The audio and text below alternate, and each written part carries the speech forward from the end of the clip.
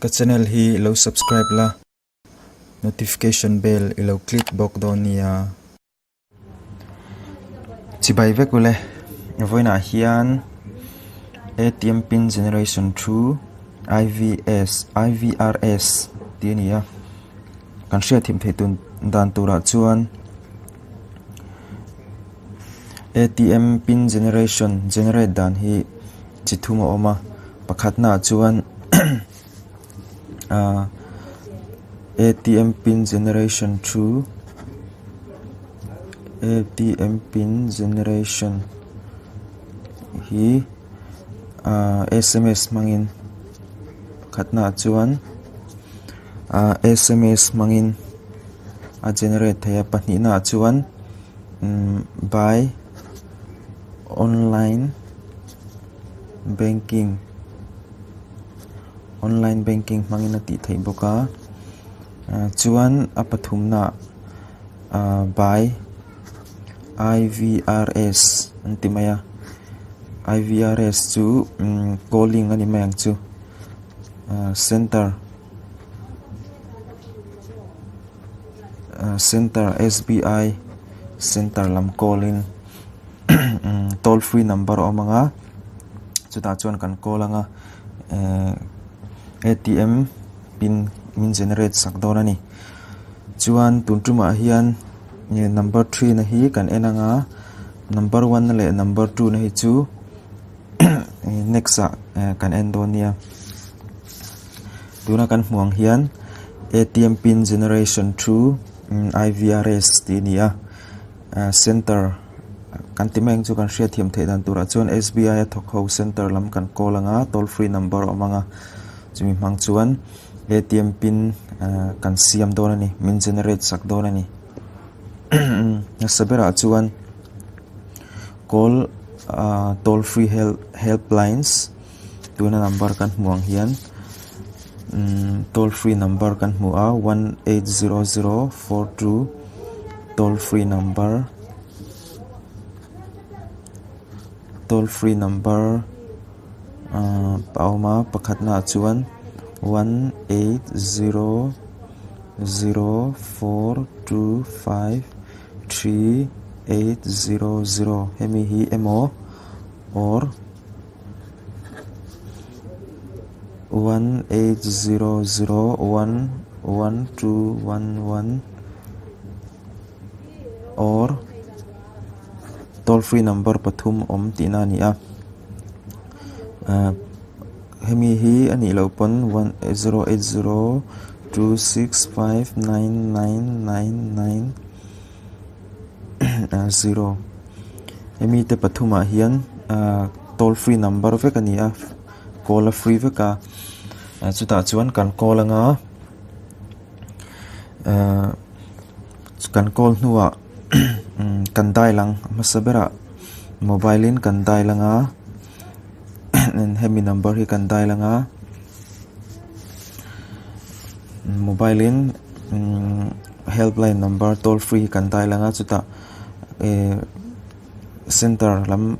khan select preferred language and enter card number and enter account number alo intia toll free number hemi heng pathuma hian pakhat akhoi mober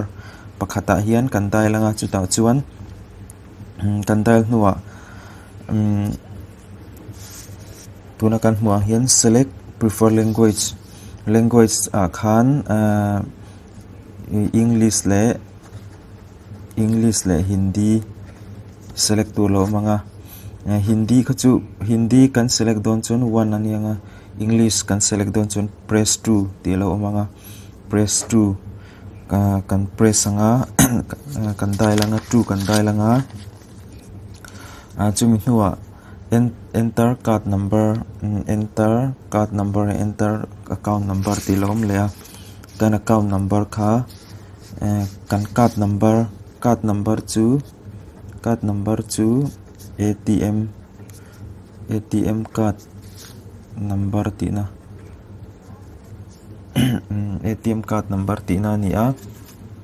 ATM card number hi digit som pa digit som par kan ni thina NT9450096990101436 42 tivel alom thina hi ATM card number ani chuan enter account number tilea hemi hi kan dial zo nuwa mobile kan dial kan type zo nuwa card number hanita account number kan SBI account number kha dial turin ron tilenga hemi hi digit som pakhat ani thina NT9203779728 tivele malo mga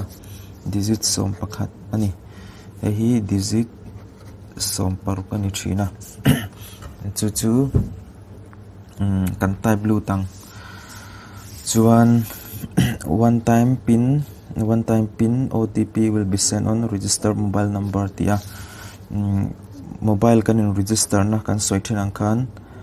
registered mobile number khan in register na mobile number bank account ni hon na number khan one time password idongang chuan OTP is valid for 2 days and you must perform pin change transaction at any state bank ATM antia chuan i mobile number khan one time password idong ta entenan 2389 telo ni ta se chu ni chung in state bank SBI ATM ni chungin